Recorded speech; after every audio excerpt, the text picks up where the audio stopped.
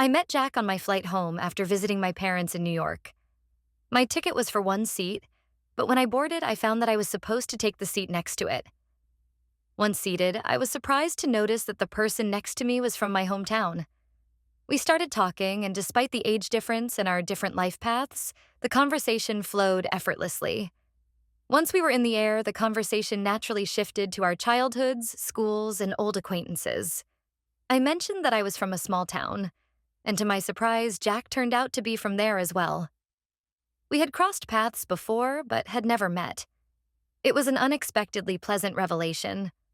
Over the course of the hour-long flight, we managed to discuss everything that could be discussed under such circumstances.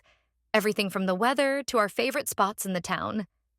He was quiet, but had that reassuring sense of confidence that made me feel like there was someone reliable next to me. He wasn't loud, didn't try to stand out, but simply spoke calmly about his life and what he did. I talked about my family, my husband and children, and how often I had to fly to New York to visit my parents. After we landed, we exchanged phone numbers, a seemingly simple gesture of politeness. I didn't think it would lead to anything more. After all, life is full of chance encounters. Right after the flight, I returned to my usual routine, and forgetting about him was easy. We live in a large world where people come and go, and there's no point in immortalizing every meeting. But that didn't happen. This was only the first step in what, at the time, seemed to me like nothing more than a coincidence. Only a couple of months passed, and Jack called. He said that he had moved to our city for work, and if I didn't mind, he would be happy to meet up and get some advice on settling into the new place. At that moment, I couldn't even remember his name. After all, our conversation on the plane had been so casual and effortless. But still, I couldn't say no. I knew that it would be hard for him in a new city, without any friends or family, and I had always been the type of person who tries to help. We agreed to meet for a cup of coffee. He was just like he had been that time. A little reserved, but with that soft, warm aura of friendliness that makes you feel at ease.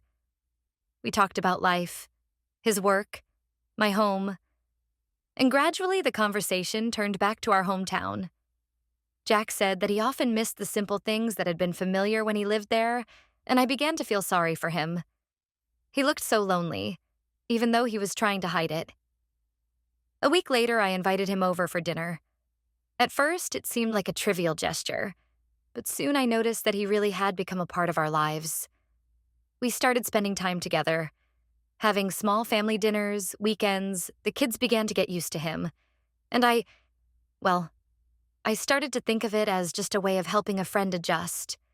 We all lived as if he were one of us, even though, in reality, it felt a little strange to me.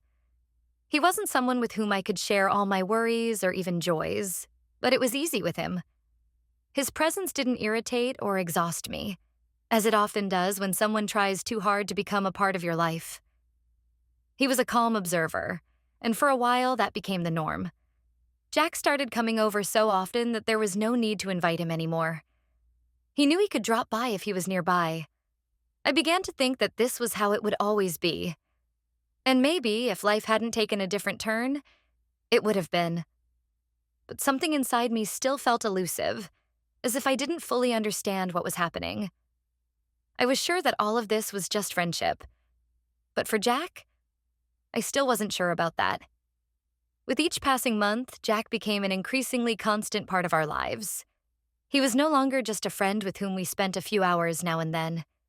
We started communicating regularly, and as it seemed to me, he was becoming a part of my daily routine. I didn't realize that he was becoming embedded in my life much more deeply than just as an acquaintance.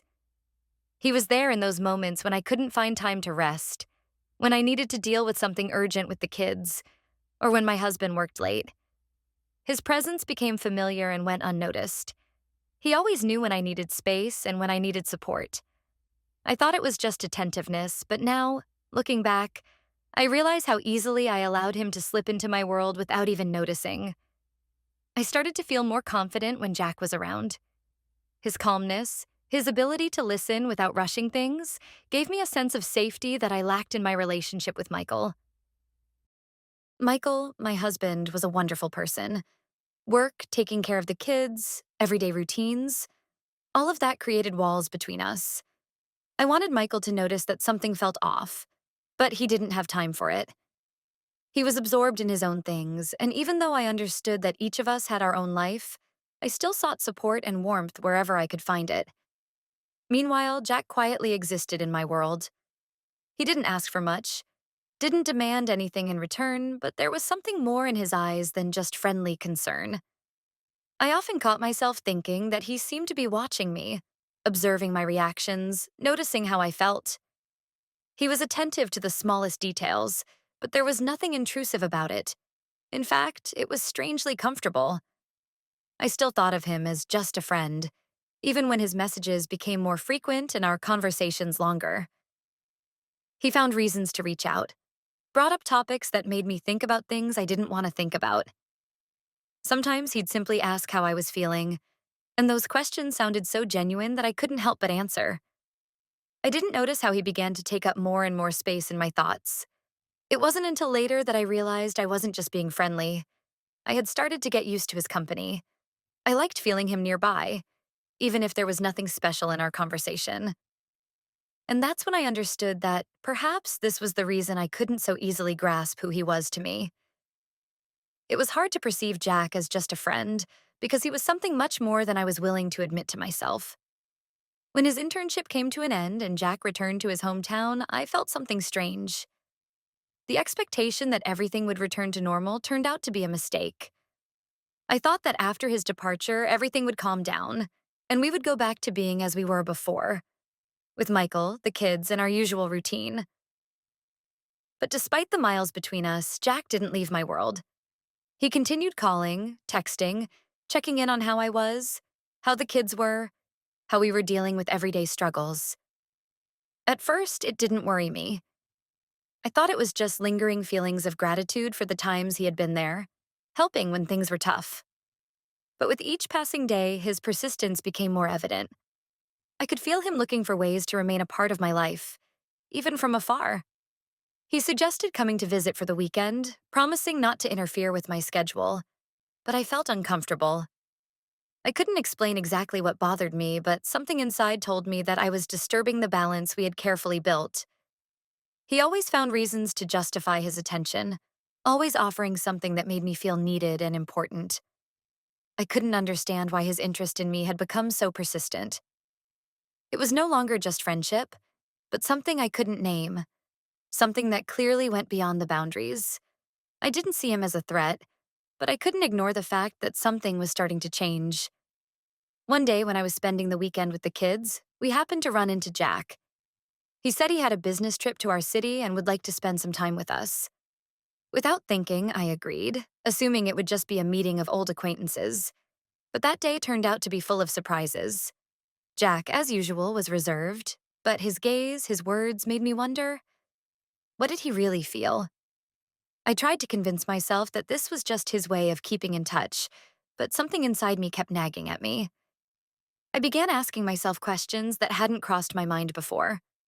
I wasn't sure anymore that there was nothing more between us.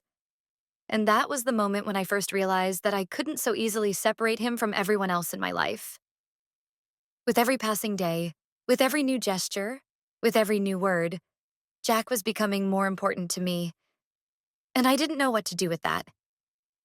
Years passed, and I continued to live with the feeling that everything was going as it should. But looking back now, I realized that I was making one mistake after another, not noticing how they were building up, how quietly, almost imperceptibly, these small moments were turning into something far more serious. I didn't see it at the time when everything was happening, because there were other priorities in my life, and I was looking for answers in what seemed to be right in front of me. And in that, right in front of me was Jack. With each passing year, my marriage to Michael became more strained. We were both trying to deal with personal problems, and neither of us was looking for answers within ourselves. I began to retreat into myself, and Michael became absorbed in his work. His successful career was the driving force of his life. We became more and more silent, avoiding conversation, and at some point, I stopped believing that there was any way to fix things. And then, at the moment when I was ready to give up, Jack appeared again. He didn't ask for more, didn't insist, but every phone call, every message, every visit brought me a sense of calm. He wasn't the type to impose himself, but there was something in his presence that made me feel that I was still important to someone. I could have said that I found comfort in his company, but in reality, I didn't understand what exactly I was looking for in these conversations. And then, one day, I received a letter. It was strange, very personal, and it undoubtedly affected me. It was a letter filled with photographs, our shared pictures from those dinners, walks, meetings. He sent photos I had long forgotten, where we were laughing, simply enjoying our time together. And all these pictures not only made me reflect, but they became a kind of mirror in which I saw what I had long overlooked. Jack wasn't just a friend. He was someone who had been there all along, paying attention to me far more than I had ever realized. I felt guilty, because although I had told myself that it was just friendship, I suddenly understood that I had been wrong. I was wrong not to notice that Jack wasn't just caring for me as a friend. He was someone who had long penetrated my life and, more importantly, my feelings. And at that moment, I understood that I couldn't keep lying to myself about who he was to me and what I truly felt. Many of my friends had noticed that there was something more between us than just friendship, but I didn't listen to them. I was sure they simply didn't understand that there was nothing more between us. But now, with this realization, it was hard to explain my behavior, especially considering what was happening in my marriage with Michael. I began to feel lost. My friends started noticing how often I was spending time with Jack. At first, it was unnoticed by me, but the more I immersed myself in his company, the more they began asking if something had changed in my relationship with my husband. "You've been seeing him a lot lately. Don't you think that might not be entirely healthy?" one of them asked when we were having lunch at a cafe. I answered as I always did. "He's just a friend. Nothing special." But I still felt how the question made me uneasy. I couldn't explain exactly why I suddenly started doubting what had seemed obvious and simple to me. Friends are people with whom you spend time, support each other. But with Jack, it had long been more than just friendship. I tried to convince myself that everything was fine, that there was nothing unusual in sharing moments of life with someone who was there, someone who understood, who didn't judge, criticize, or demand. My friends were smart women, and although I didn't want to admit it, I understood that they were right. Their questions, their looks, their comments started to penetrate my mind, and I couldn't shake the feeling that something was slipping beyond my control. They didn't say anything outright, but I could hear their doubts between the lines. "Maybe you're being too open with him? Maybe it's not just friendship." One day, when I met another friend, she suddenly said, "I've always thought that Jack was more than just a buddy." Those words struck me. Why hadn't I seen it before? Why hadn't I realized that my attachment to him had become something more than just a friendly relationship? It was like thunder on a clear day. I began to realize that not only I, but everyone around me, saw that something was changing. It wasn't just a comment. It was the realization that I could be on the verge of destroying something that had been important to me. But then the question arose. What exactly was I trying to hold on to? My marriage to Michael, which seemed to be from a distant past, or my own identity that I had been trying so hard to preserve? I couldn't ignore my own feelings anymore, but I didn't know what to do. My friends definitely had their opinions, but at some point I realized that their words couldn't solve my problem. I had to figure it out for myself. And that was far more complicated than I had imagined. I found myself asking more and more. What mattered more to me? My own feelings or the way others perceived me? With each passing day, I became more vulnerable. I could no longer ignore what was happening around me, but even more so, what was happening inside me. Jack's letter, his persistent questions about how I was feeling, his support in those moments when I lost confidence in my marriage. Everything now seemed more than just a coincidence. I began to notice that his attention was more than just neighborly. And with every new thoughtful gesture, it became harder and harder to keep my feelings in check. But there was something else. I started to realize that perhaps I had lost myself. I no longer knew how to react to my own emotions. There was a strange feeling, as if I was trying to believe that Jack was simply a friend, and it seemed like an easy solution, until I realized that these friends weren't just outsiders, but people who saw far more than I was willing to admit. How did this happen? Why had I been so blind to the fact that my friendship with Jack had become something much more complicated? I asked myself if it was just an escape from my own problems in the marriage, from dissatisfaction and the fear of losing touch with something that had once been dear to me. I was wrong to allow myself to think that all this was simply support. In reality, I had developed an attachment to Jack that I couldn't explain. And there was something painful in this realization. Each day that I spent thinking only drew me deeper into feelings of regret and guilt. Why had I let myself get so involved? Why hadn't I noticed how everything was gradually starting to cross boundaries? I still believed that Jack was a friend, but I could feel my boundaries gradually dissolving. I was afraid to admit that I had been wrong in my perception, that I had been wrong not to see what was happening around me. All I knew for sure was that I could no longer trust my own perception of reality. I had allowed myself to get lost in these feelings, which only intensified my doubts. Perhaps this was what I had been avoiding for so long. The realization that I was standing at a crossroads, and every decision could affect everything I held dear in my life. I felt like I was losing not only my confidence, but also my ability to control what was happening. My friends saw more than I did, and I was no longer sure I could trust my own feelings. With each passing day, it became clearer that my marriage to Michael could no longer withstand the weight of time, change, and my internal turmoil. We were no longer the couple who once spent evenings talking, laughing, and making plans. Our conversations had turned into meaningless chatter, and our meetings had become routine obligations. Once, our relationship was filled with mutual respect and understanding, but now it was nothing more than a shadow of what it had been. Michael didn't know what was happening either.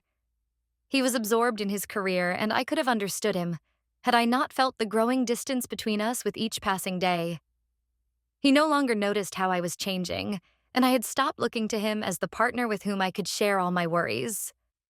We both seemed to live in parallel worlds, even when we sat at the same table. I tried to find the strength within myself to tell him that I no longer felt the same way when I was with him. But every word felt almost like a betrayal. I couldn't tell him that my soul was seeking support from someone else, and that this had become a problem I couldn't solve on my own. Michael was a good man. He was always there, ready to support me, but his attention had become distant, and his care for me had turned formal. I didn't blame him. We were both lost in the day-to-day grind, forgetting what once mattered. We had both become too busy to notice that our happiness was crumbling until we finally realized it. I increasingly thought that leaving Michael was my own way of avoiding the guilt I felt for everything happening in our family. I tried to justify myself, telling myself that I wasn't truly at fault. But deep down, I knew. I hadn't been able to hold on to what had once been ours. I had made a mistake, thinking that I could find salvation in something else when what I truly needed was to rebuild myself. Michael had initially believed that divorce was my way of escaping the difficulties we were facing. I tried to explain that it wasn't like that. I didn't want him to feel guilty, but I couldn't find the words to tell him that I had long since felt lost. We both realized too late that we had lost the connection we had once built. Leaving Michael, I thought I would find answers to my questions. I was convinced it was the right decision. But in reality, despite leaving the home where I no longer felt wanted, I couldn't escape the feeling of loss. The divorce didn't feel like a victory. It was more of an escape from my own guilt, from the fact that I hadn't been able to preserve everything I had once held dear. After the divorce, I was left alone. Alone with the children, with empty evenings and a mountain of unresolved questions. I had thought that when this day came, I would feel relief, but it turned out to be the opposite. Instead of feeling liberated, I found myself trapped in my own doubts. I tried to convince myself that this decision was the right one, but as soon as the silence in the house became too loud, I began to ask myself, what now? Every day I woke up with the hope that I would find answers, that I would find my way.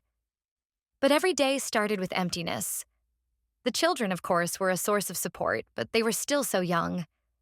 I couldn't find solace in the fact that they needed me. I felt like I didn't even know how to be. I worried not only about them, but about myself, because something inside me had shattered. I could no longer trust my instincts. I had lost my sense of stability, lost faith in my ability to make the right decisions. I needed to rebuild not just my life, but myself. It seemed like I had forgotten how to be happy, that I had lost the ability to trust people. Every step I took, every word, every decision began to feel like a mistake. I needed to rethink everything. My life, my relationships, my very identity. And no matter how hard I tried, I couldn't shake the feeling that I didn't know anything about myself anymore. Jack continued to be part of my life, but even his presence no longer felt as comforting as it once had. I couldn't get rid of the thought that he had become a kind of savior, someone I was simply turning to for comfort. But that was unfair to him, and it made me think again about who I really was. I began seeing a therapist, trying to sort through my emotions and understand myself. I read books, worked on self-development, sought answers through meditation and in the pursuit of inner peace. But despite all my efforts, I couldn't shake the guilt that I hadn't made the choice that would lead me to harmony. In every decision I made, I felt like I was on the edge. I was on the path to recovery, but it was a long and rocky road. I taught myself to trust life again, but the process was slow. I started to feel stronger with each passing day, but inside the fear still lingered. The fear of not coping, the fear of making a mistake again. And in those moments, it was hard for me to believe that I would ever regain the confidence I had once had. Over time, I began to notice changes in myself, though they weren't exactly what I had imagined. Everything that had once seemed obvious and clear became complex and multi-layered. My life took on a different hue. I was no longer the woman who relied on someone else for confidence or support. I had become much more independent. My children, despite the strained relationship with Michael, supported me, and their loyalty became a tremendous pillar for me. I learned to appreciate solitude, even though at first it frightened me. Being alone, I learned to listen to myself. I started to understand what I truly wanted, what was important to me, and what I needed in order to feel alive again. It wasn't a moment. It was a process, long and sometimes painful, but with every step, I grew stronger. I stopped blaming myself for the divorce and the mistakes I had made.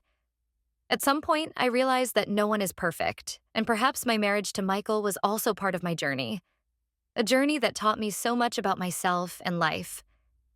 And although it was hard for me to come to terms with the fact that not everything had turned out as I wanted, I no longer felt the pangs of guilt.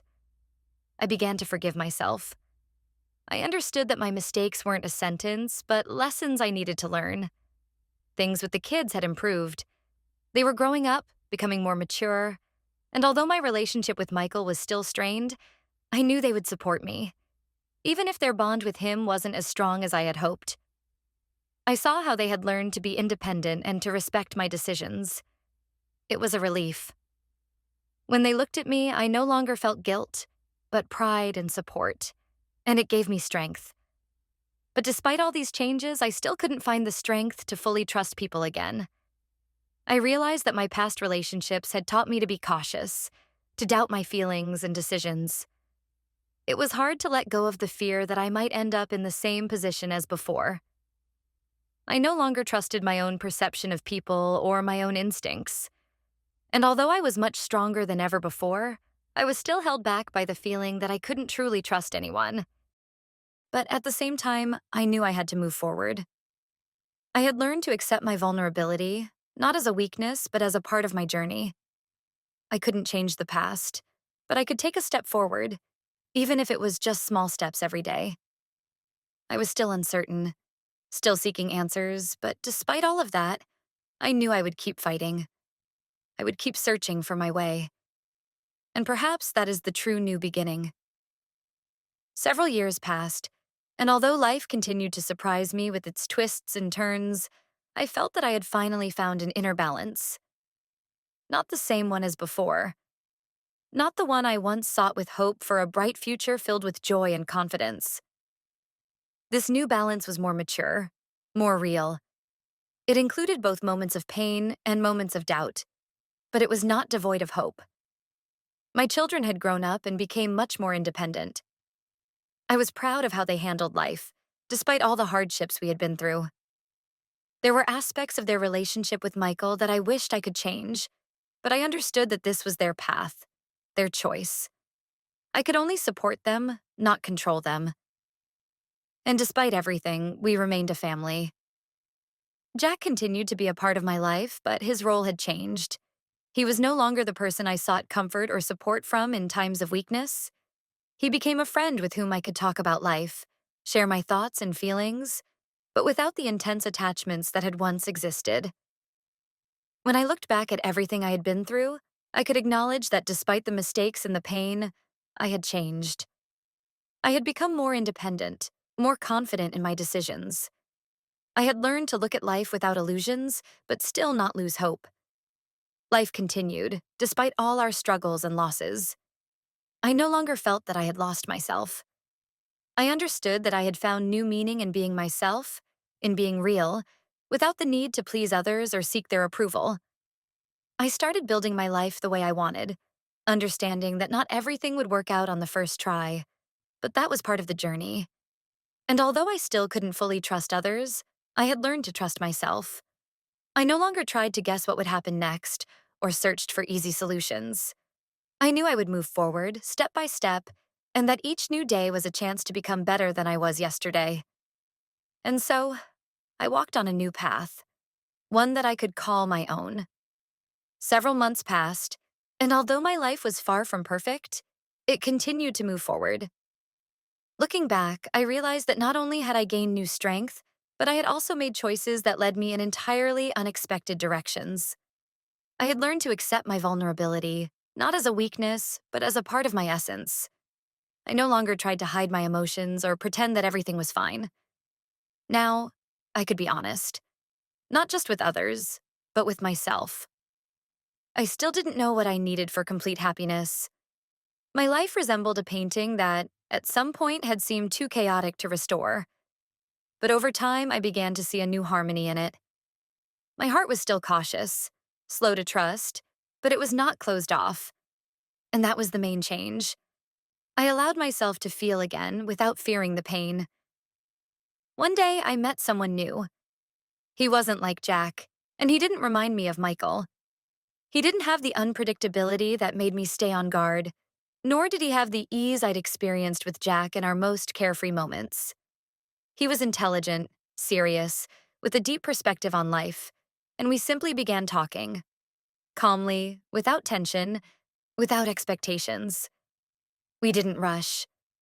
We both understood that, despite everything we had been through, now we needed to move cautiously, step by step, revealing our true selves to each other. This wasn't a crazy infatuation that clouded our minds. It was something more stable, more than just attraction. It was respect, a deep understanding, without words, but with a complete willingness to listen to one another. I realized that perhaps this type of relationship was exactly what I needed. Without pressure, without rushing, simply with the feeling that there was space between us for growth and discovery. I understood that this time in my life was not for seeking salvation in other people. I had already healed enough to realize I had to be whole before allowing anyone to become part of my world. And maybe this person would become part of my life, but not as a savior or as the answer to my problems. He could be someone with whom I would share my moments, my joys, and my struggles. And if this path was right, together, we would walk it step by step, respecting each other and our experiences.